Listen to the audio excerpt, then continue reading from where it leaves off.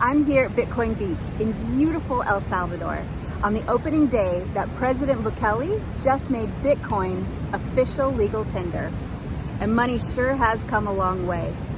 As a matter of fact, on this very beach, it was seashells that was used for money in exchange for products, right? And today, all around here, these guys are the pioneers in the exchange of cryptocurrencies. Now, I recently bought a small little house here in the jungle. I love it. And so over the last couple of months, I've been watching Bitcoin unfold in these small little beach towns.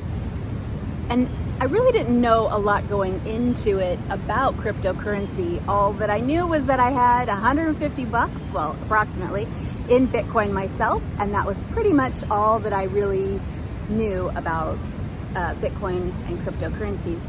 So what I'm gonna do in this video is explain it really easy. I hope that's okay. It's gonna be muy fácil and very basic. As a matter of fact, I kind of called it Gringos Bitcoin for Dummies, something like that, right? Because it's gonna be very basic. I'm not gonna go into a lot of the stuff like volatility, value, taxes, governance, security, storage. I'm also going to stay away from any opinions because, boy, there sure are a lot of them. I've been talking to some business owners in El Tunco, and I've heard both sides of opinions. So stay away from all that, and instead just make it really super easy. Just show you how to store it, how to use it, and hopefully, if all goes right, I'm going to make my first purchase using Bitcoin at one of these little shops around here. And I also have some free sources down below, so you can check those out on how you can get started using Bitcoin today. So I do want to point out before we get started that here in El Salvador, almost 20% of the money coming in, they call it remittance? Nope. Remittance, something like that. Anyway, almost 20% of all the money coming in is mostly from the US and mostly from family members. So if you've ever tried to wire money before, it's really complicated and it's fairly expensive. And I really can see where cryptocurrencies is going to be a huge change in the way that people do business like that, bringing money in from other countries, as well as save a lot of money on fees. So I think that's pretty cool. I also want to point out that this could be a really good thing for tourists carrying cash, or the need to not carry cash anymore, because all you would have is your phone and you just scan the app. And of course you have to watch out for your phone, but to free up not having to carry cash is a really big deal for a tourist.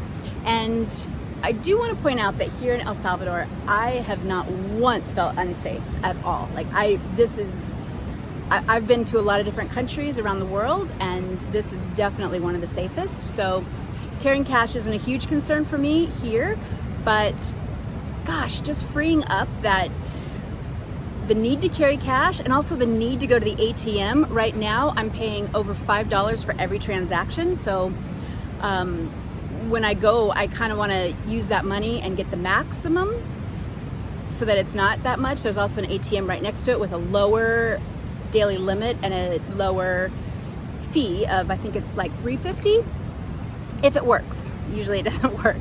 So carrying cash and Bitcoin app could be a really good alternative. I'm sorry, not just the Bitcoin app, but whatever app you choose. And also just not having to deal with banks. So when I bought my house down here, it was really complicated and really frustrating dealing with the banks. I sat for hours waiting, 2 different times actually, and then I've made, besides that, just more trips into the bank and had to talk to them. I even took the bus into San Salvador and thought it would be an easier process over there. It wasn't. I ended up just going through my own personal bank in the United States, and along with that comes hefty wiring fees, and also you can't wire huge amounts of money. Not that my house was huge, a huge amount, but they definitely have a limit on how much you can wire every day. And so I was wiring money into a stranger's account in an international country, which was really sketchy to me. Luckily, we had a great lawyer who assured that everything was fine, and we really put a lot of trust into that process. But I can really see where using Bitcoin for any kind of large purchase, anything, a car, a house, anything, I really feel that Bitcoin is going to be a really good option for that kind. Now, of course, there are apps that have daily limits, and there are some, things that you have to, there are some limits on those. So, and I've included that in the free source below as well. So let's go see if I can actually make my first purchase using one of my apps, one of my Bitcoin apps.